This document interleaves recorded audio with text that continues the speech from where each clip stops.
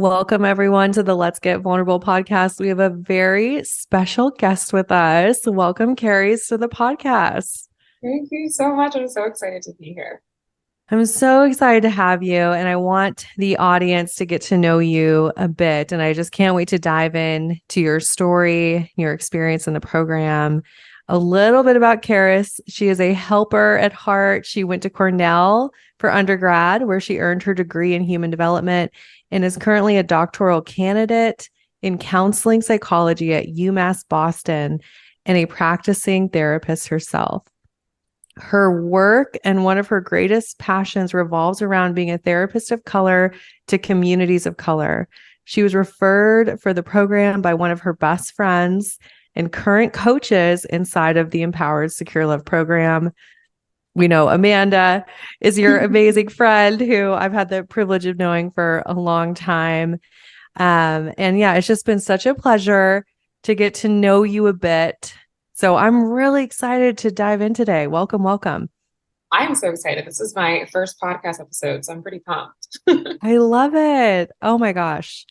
I want to go all the way back with you to what was it that first motivated you to pursue the helping professions? Because I know that's different for everyone. So how did you find yourself getting a doctorate in clinical psych and doing all this amazing work that I personally know is so challenging? What was it that motivated you to take this path? I would say it was a lot of things that didn't seem connected at the time. So I think there were some challenges that I had growing up that made me someone that really loved being a place of safety and comfort for other people. And that was something that I noticed and my parents noticed like incredibly young.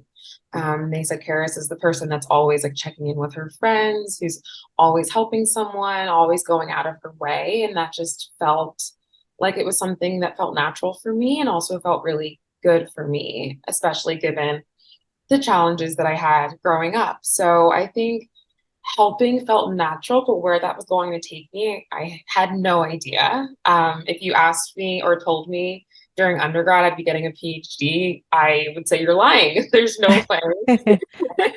There's no way I'm going to do that much more school. Like, I don't even know, other than being a helper, I don't know what that will look like. And I really just think over years of helping people in different ways, it just felt like the best fit. And I just realized that I want to help as many people as I possibly can, which resulted in a master's. And then I was like, how can I help a little more? So I got now I'm getting my doctorate. So I it's love it. a journey. Yeah. Yeah. And your mission to support communities of color, I really appreciate that. And this idea of you being able to be seen in this world, even for someone of color to be able to come to the therapy room and see you sitting across from them. Can you just tell me about like why that was important to you and really what that work means to you? Yeah. Oh my gosh. It makes me like my heart's a flutter, even like thinking about it and talking about it. It means everything to me. I think as a Black woman, I know that there are so many systemic injustices faced by Black women in medical care and healthcare. And as someone that comes from a family of a lot of women, I think their stories, their struggles were things that I heard about my whole life. And I know how many people have said to me over the course of my life, if my provider just looked like me, maybe they would get it. Maybe they would empathize. Um, Maybe they would understand or believe me when I endorse my concerns. And I heard so many times that, oh, I had one meeting with my provider and they were this identity and didn't validate mine. And if anything, didn't say what I needed to feel comfortable. So I didn't go back. And I think hearing those messages and knowing full well that everyone deserves good mental health care, the option and yeah. the opportunity to be with someone that understands them completely. And it was really in the early stages of my clinical work, my first or second year, where clients were saying, I only want to be with a Black clinician. And for a reason that was a shock to me, I was one of the only ones at that site. And the need felt huge. Yeah. And it also was so special and rewarding to say, hey, I'm the person that you might have been waiting for, and I hope I can give you what you need to feel seen and safe and challenged to grow in our relationship. And I think I just saw that happen time and time again, and it now just feels like what I'm meant to be doing. Wow. I love that you're doing this work. It's just so needed. Not to mention breaking down the stigma for mental health, right? Like in communities of color where maybe there was not really the space to talk about mental health, or just the beliefs that, it's not even a thing. I can't Yeah. even imagine. I think just some of the beliefs that happen in all communities, right? But just breaking down the stigma there of, hey, mental health is important. And you, as a Black woman, have decided to pursue this field. And I think that speaks so highly about, yes, of course, it's so valuable. It's so important. So yeah, I mean, there's just so much good in what you're doing. I want to celebrate you. Thank you. Yeah, it's taken it's felt like a long road, but it's also felt incredibly worth it. Like I really can't imagine Yeah. myself doing anything else. And I'm so grateful that I can be in these spaces now that maybe other people of color aren't, and provide care. It just feels like the most special thing. Yes. Wow, this could be its whole podcast, which I'm gonna stop myself. I only have one more comment about this, and this Okay. is when I was in grad school, identifying as a white woman, acknowledging my privilege, etc. I think one of the things that came up for me in the classroom was talking about, including communities of color and care for communities of color, while realizing that it was a lot of like white voices talking about how to care for communities of color, right? And I just think when we look at, okay, creating best practices, creating good standard of care, we need more voices. Yeah. So yeah, I'm just really happy that you're doing the work that you're doing. No, thank you. And it's about, and I agree, it's about like going to the source, if you're Yes, go to the source. That's what I'm out, trying to say. yeah, Yes. if you're learning about how to care for XYZ person, that requires going to XYZ person. And Yeah. Like they're that men making laws about women's bodies. We're not okay with this. It's like it's the we're not same okay with this. it's the same idea of like we need to go to the people who are part of the community and really lean on them, because that's how we really know what's needed. Exactly. And being responsive to what's needed, not even just hearing, Yes. being aware, but responding to what we're hearing. Yeah. Thank Yeah. Yes. Okay, that's a whole other podcast, but I you. just wanted to acknowledge the work you're doing and just really cheer you on and where you are. I think it's awesome. So much. I appreciate that. I need all the support I can get. Yes. Yes, you're in that internship year, which I've talked with Amanda about, and I I know that that can be such a whirlwind. And you and I were talking about, what if we could try to frame it as fun and exciting, and you're going all these places and hopefully finding your match that feels right. Yeah. And I think, again, I was referred to recently as positive, and I was like, what? I don't think I've ever been referred to as positive. I consider myself a firm realist. And I think even that, I think that's a part of just this new person that I've come into, is someone that can more easily see the positive of something. And I just didn't have that ability before. Oh, I love that. I love it. Well, I'm cheering you on as you go through that part of your career. Um, and now let's talk about your personal journey. Okay. Tell me, prior to coming to the program, where were you at? What was life like? What were some of your beliefs? Just give me the before. Before.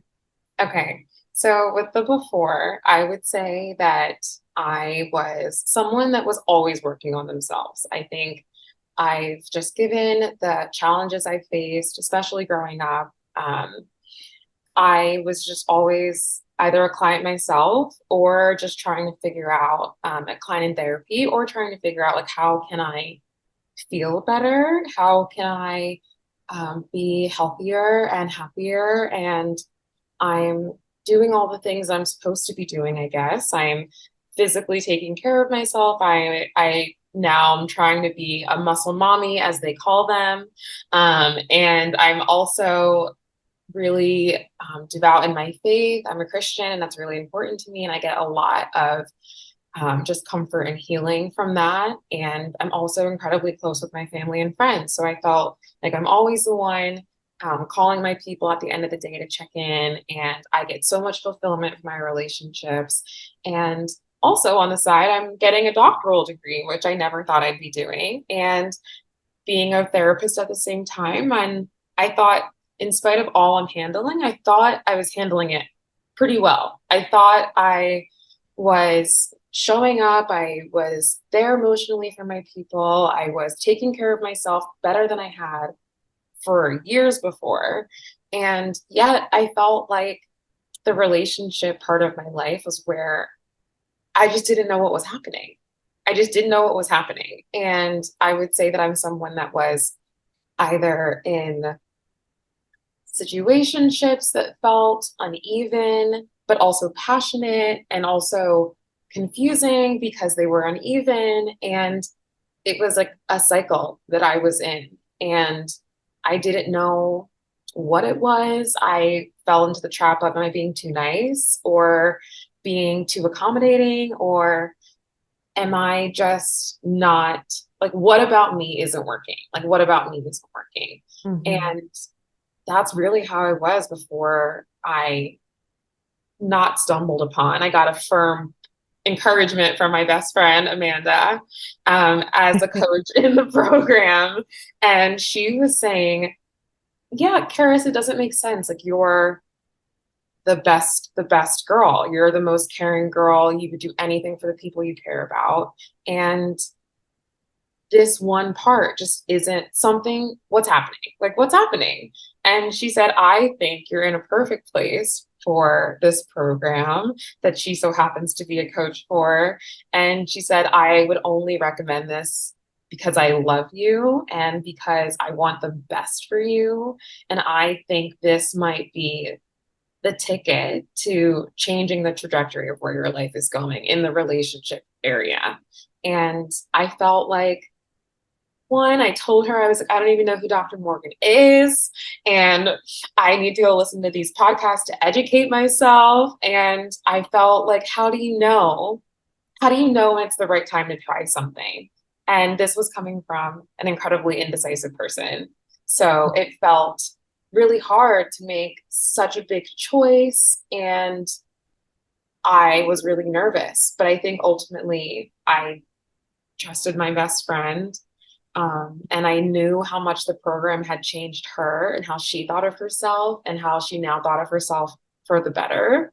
And I just wanted that. I just wanted that. And even though I quote unquote was doing everything right, I was like, why not just try this one thing, I guess, if I could be better. So Yeah, I love it. I love it. Oh my gosh. I want to go back a little bit just to what was going on for you in the past. I'm curious, like, what your patterns were in your dating life. Did you find yourself with emotionally unavailable people, or what were the things that kept happening that are, that were like, oh, why is this happening to me? I know I'm a good person. I'm loving. I'm so giving. What was it that was happening in your relationships? So what was happening was confusing to me because for a period of time I thought, is this a therapist thing? Do therapists just fall into this trap? I know that feeling of like, I have all these billable hours that I want to send. I just want to send the invoice. Like, Really. And I was thinking, so is it me? Am I being too unconditionally positive and too kind and too considerate? And always believing the best in yes, someone. always believing the best, always assuming the benefit of the doubt for people that now I know time and actions allow you to then assume the benefit of the doubt. That's not something that people just earn. And I didn't know that. I don't think I knew that because I was falling into these situations where I was meeting people, I was learning their life story in about a week, and things felt really, Rapid time. yes, rapid time. And things felt passionate and serious in terms of our bond very quickly, but not in a way that felt secure, in a way that felt like a firecracker, like you didn't know what was going to happen next. And that happened many times. And then I really attributed it to like excessive niceness on my part that might have made my partners pull away, or become nervous about my level of niceness. And I really now know that in part that's because I was anxiously seeking. And as I was anxiously seeking and thinking, oh my goodness, I just want to be that good, comforting, loving partner that I know I can be. I think I still had doubts about myself, which made my desires become more anxious and not motivated by a secure me that was like, I am the prize here. And Yeah. I deserve someone that's just as kind and loving and excited about me as I am about them. But I didn't know that. So it was a pattern of anxious, seeking, emotionally unavailable people.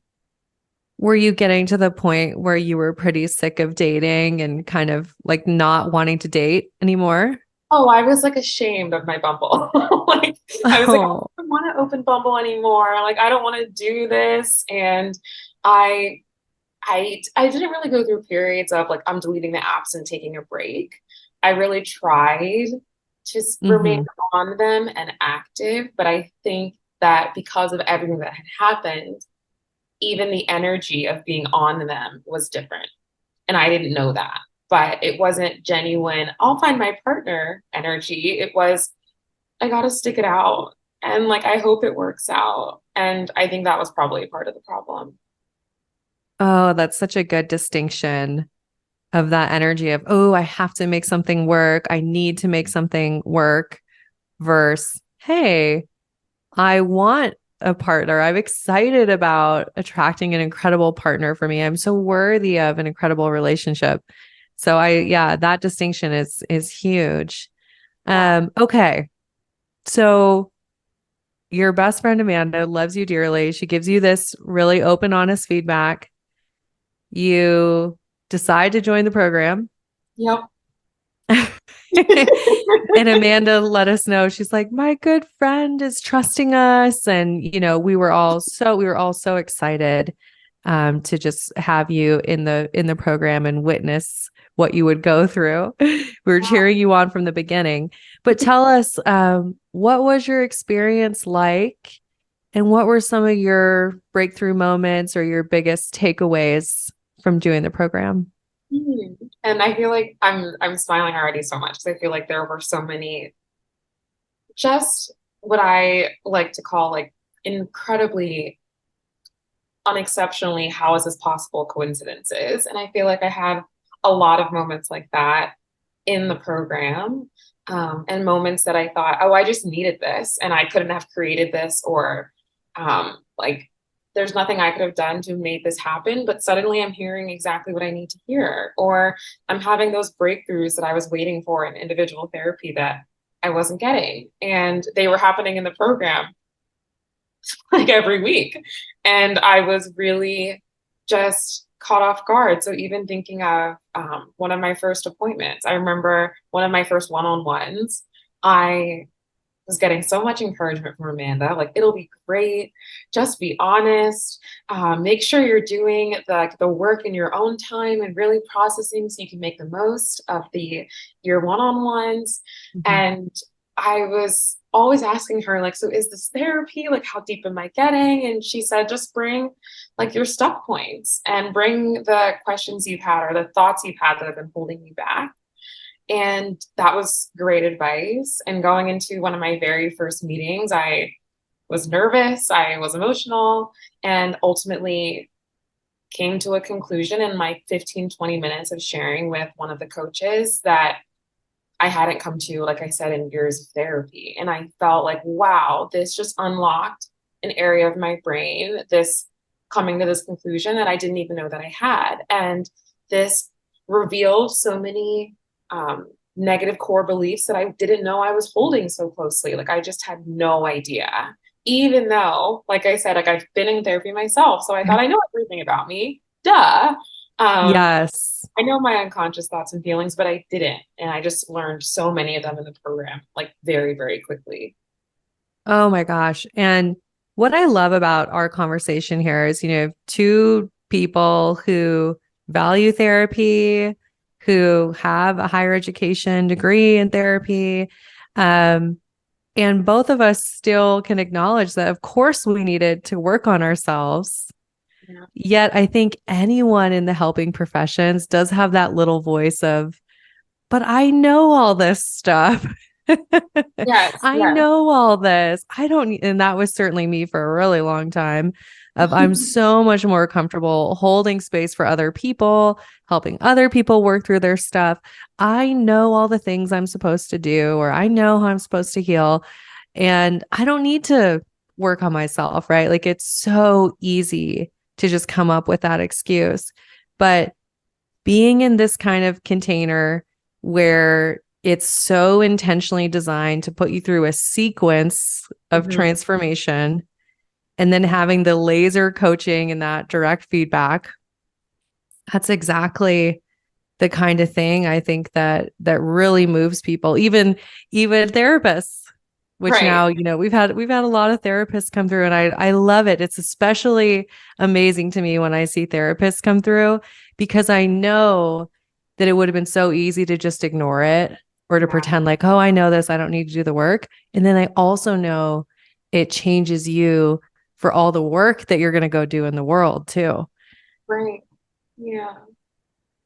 Yeah. Yeah. Even that, I think it's so, in hindsight, you're absolutely right. At the time, I was thinking, what new information can I gain, I guess. And even that was like a limiting belief in and of itself, I think. And probably subconsciously, I was not ready to face some things. Mm. And I didn't really realize that. I just didn't really realize that until I was doing the work of the program and having that really direct feedback. And I needed that direct feedback in a way that I just like, didn't know I needed it before, because I, as someone that does can go down the irrational thought hole quickly, this direct feedback surrounding relationships was something that, not only relationships, but my relationship with myself was really helpful, was really, really helpful. And I realized that how much of my anxiety was based in my fears of like what other people thought of me. And I just Mm. knew that the program was really helping me to remember to bring it back to myself and like what I thought about myself. And I hadn't done that. I think even though you have therapy, you have your workouts, you have your fitness and the things you do that feel good for you,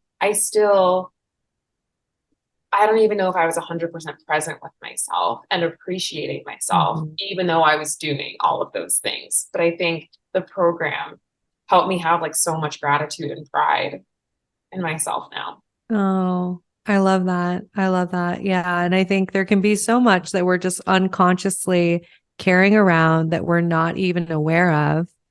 So I love that the program helped you let go of all those things. And I definitely relate to doing all the physical health and all the other areas. I know before I did my own deep work, I was a 5 times a week in the gym, yoga, massage. Like I was doing all these external things while I was avoiding doing some of my deeper emotional work. So I really relate to what you're saying. And we want all of it. It's not that the physical is bad. It's just when we use that as a way to kind of avoid the emotional work. Yeah, yeah. And I Yeah. some peace. I think I was waiting for the thing that would give me that like euphoric peace that I needed.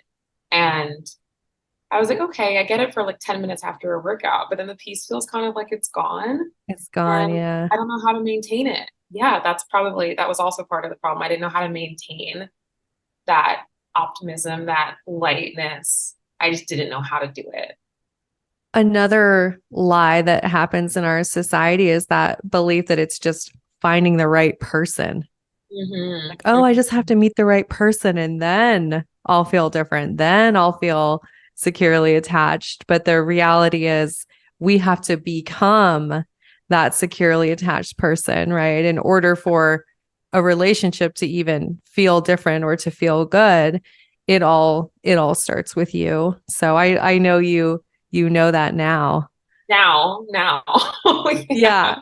Yeah. Before I didn't even realize how much I didn't I did not know that. I did not know that. I thought I know the friend I am, I know the family member I am, I know the helper I am, the therapist I am. So like what's happening is really like the thought I Yeah. kept coming back to.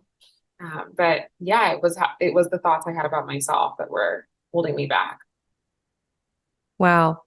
Um, I have more questions for you. I feel like we could talk for hours, but I want to just ask my most pressing questions. Please. One of them is, did you have a favorite part of the program? Was there a certain module or an exercise, something that you're like, oh yeah, that was a turning point? I feel like my morning alignment was so special. So special. And I did not realize how much I that my limiting beliefs had made me like fearful of being hopeful. And that was a big part of my life that I'd struggled with hopefulness in the past, but I didn't realize how much my limiting beliefs made thinking of my ideal life really scary. So I think before the program, I would have never um, written out like all of my dreams for my entire life. I just don't think I would have done that. I don't think I would have found pictures of what I wanted my life to look like. I think I would have just been very quietly, optimistically hoping that those things happen. Mm. I don't think I would have been boldly speaking those things over my life. I don't think I would have been doing that. So, with the morning alignment, finding the pictures of what I hope my life will look like and writing like a beautiful narrative of how happy I would be in my ideal life and reading that regularly. Like I look forward to that in the morning. Yeah. And something that before would have terrified me, I was then so empowered by and excited by, and felt okay being hopeful about it. And that was just new for me. I love that so much. I think sometimes past experiences or yeah, those core beliefs, they can really make us afraid to be hopeful or afraid even of wanting something different or experiencing joy. Yeah. We can kind of sabotage ourselves of I don't really want to even claim these things because then what if it doesn't happen? Or if I welcome this thing in, then it's going to be taken away. And it can really cause us to be so stuck. Yeah. And that is where I was in a fear-based place with hope. And I was settling. I was thinking, okay, instead of thinking, oh, I hope I get 6 job offers, I was thinking to myself, like just hearing from someone would be okay. And I was Mm, holding myself back. I was holding yeah. myself back so much. And in every way. And that type of thought was guiding me in most things. Like I'd be lucky if the day went well. I'd be lucky if Yeah. I could do that thing. And that was such like a limited way of living too. Wow. Well, I love that exercise personally. I mean, that's a practice I've done now for over 5 years. And Oh my I just goodness. know how powerful it is. I've had to update my morning alignment as things have come true over the years. So I definitely know the power of that practice. Oh my gosh. And Yeah. even to hear that things came true. Woo! I'm excited. I am in the house that was on my pictures 5 years ago. I am Oh physically there. my gosh. Yeah. Oh my gosh. Yeah, it's wild. All kinds of things. So yes, I really believe in that practice. And what I love about it too is that we do the deeper work in the program that then supports that practice. So that belief work, right? Like being able to fully release your past. There's a lot that has to be done in our foundation that then sets us up to really reach for that life that we want and to be in alignment with it. Yeah, yeah. And I feel like that's alignment to me is something that, again, like I was always thinking of as a therapist. Like I always want to be aligned with um, the person that I am and the therapist that I am. I think that's what helps me be effective as a therapist, is being as close to myself as possible. But yet, in my own life, there were so many parts of the life I wanted that felt far away or just really far away. And I Yeah. knew they would happen. So now they are. Well, I'm so happy for you. Thank you. Um, and then, yeah, if you could tell me just a little bit more about what feels different for you now, or what have people noticed? Mhm. Tell me about what's different for you now after the program.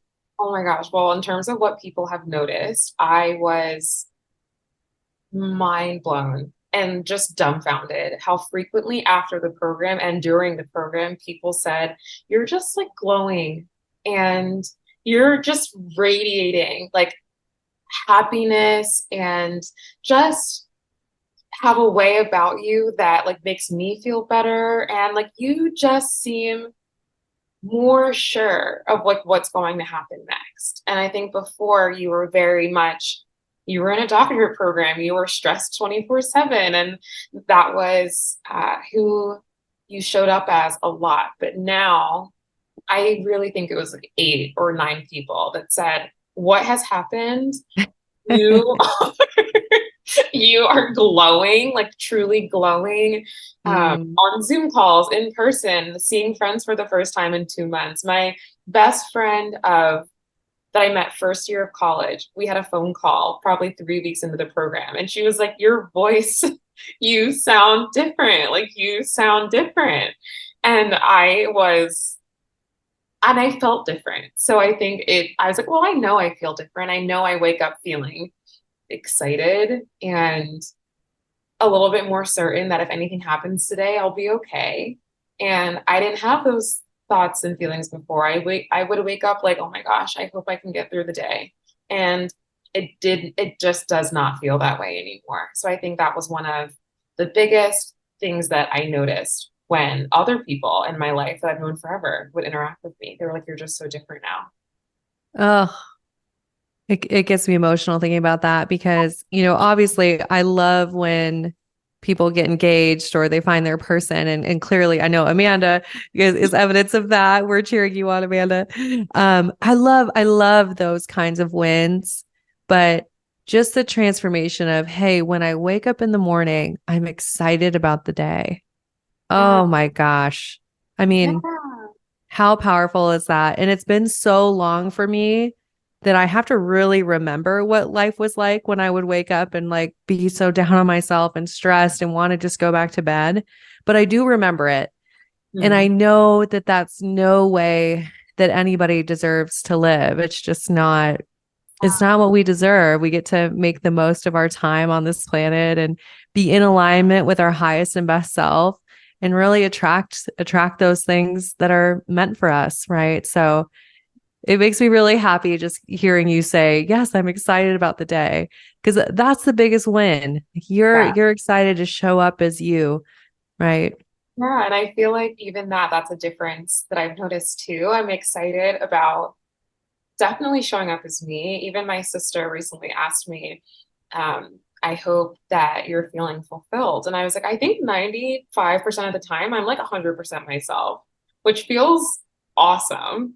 And I just did not have that confidence before. And I think it was from many things. I think as a Black woman, I've been taught to shrink myself and just to be of service to others, and that my pain isn't as intense as I believe it to be. Like those were things that society has said about me.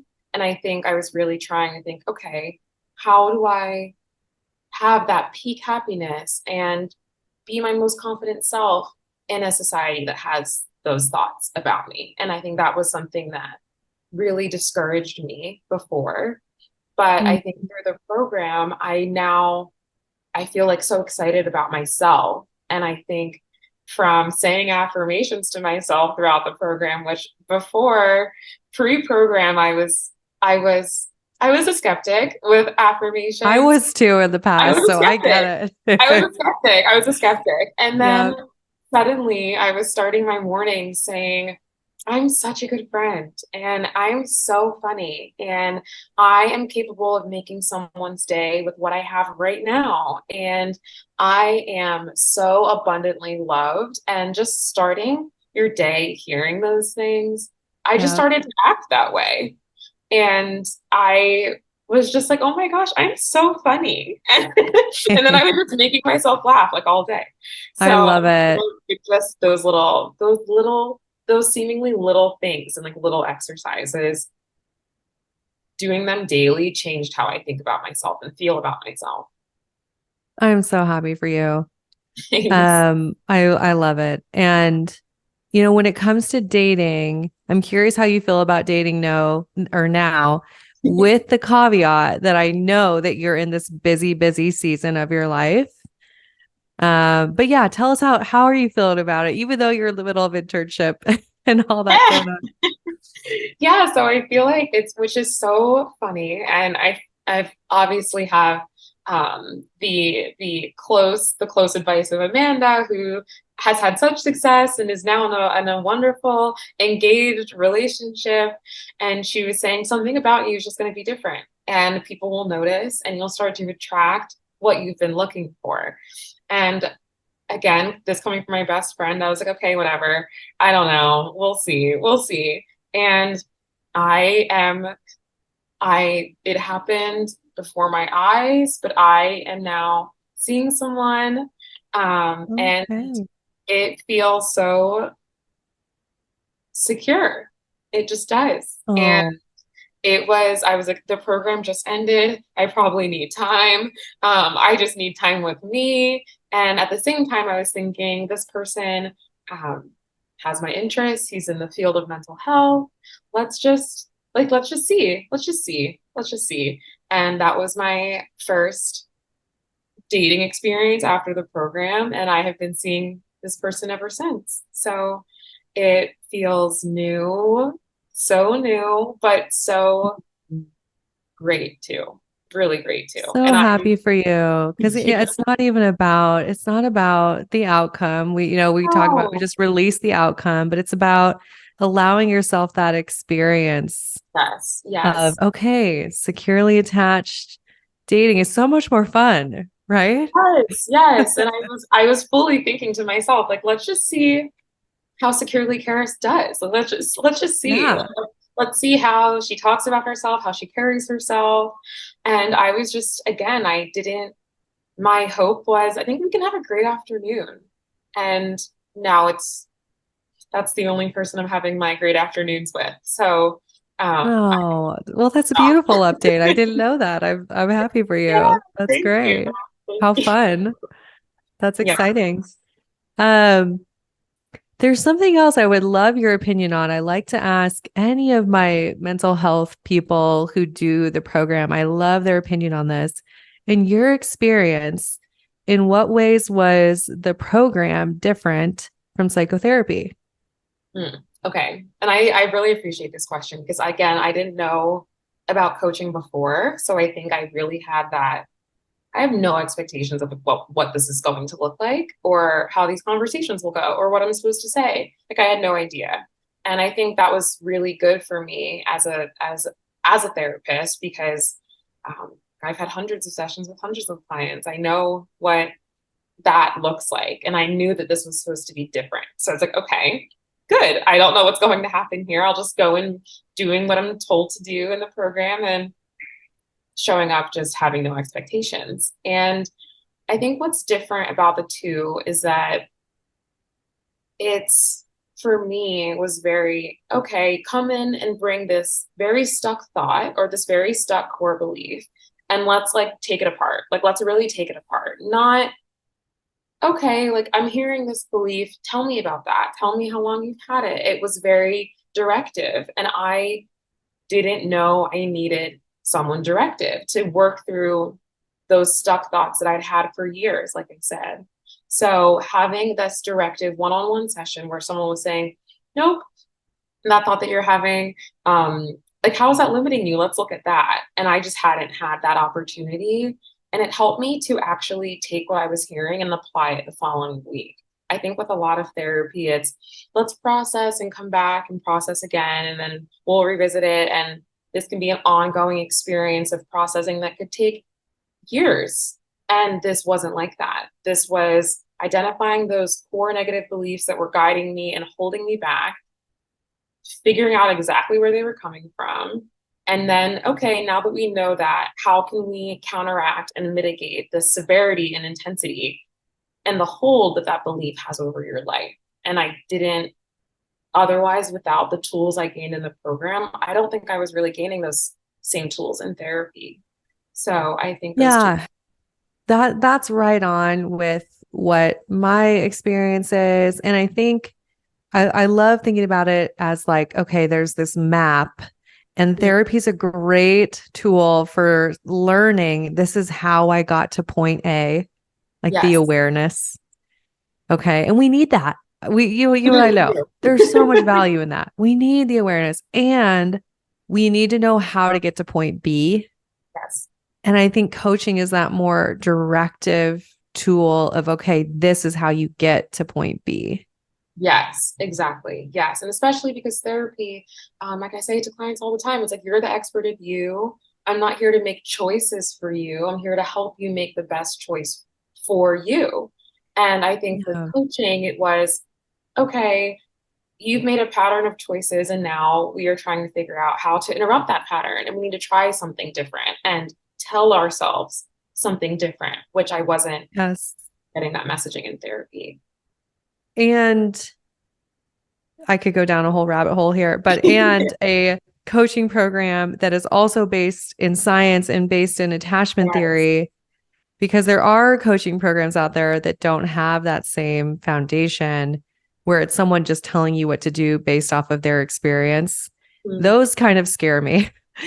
But when it's directive coaching and it's based on, okay, the science of attachment theory and what we know about being able to change your belief system, we're able to help all kinds of clients because we're based in those frameworks.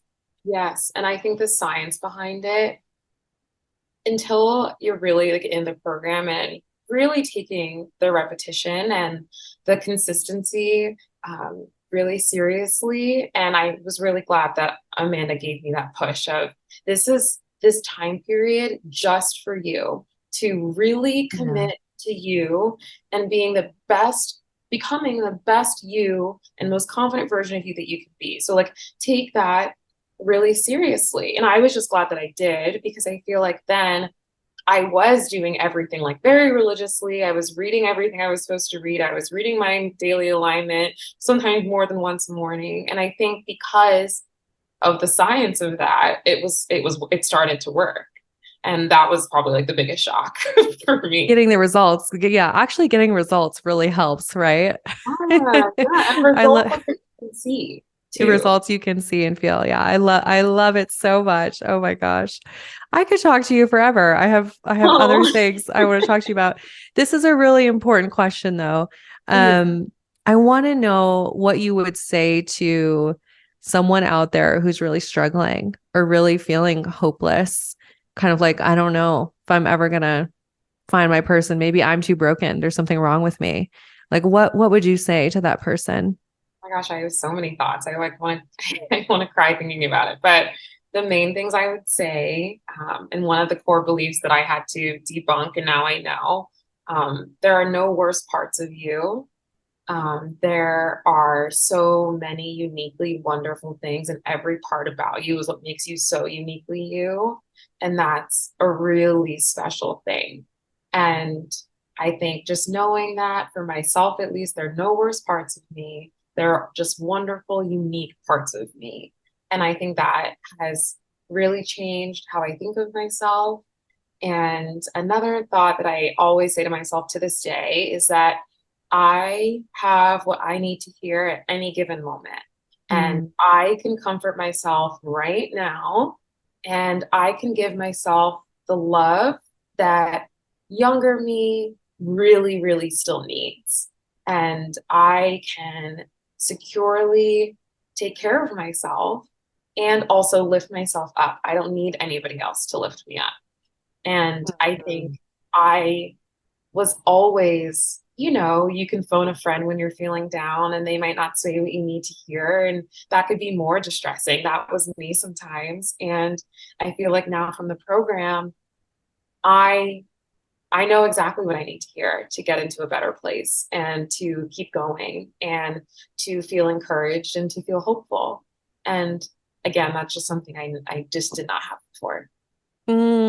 There's a reason why we call it empowered. Empowered is the first word. Totally. Yeah, to feel that empowerment and to know that you can self-soothe and that Yes. you don't have to outsource reassurance, right? Yeah, Yes. Yeah. And I like love it.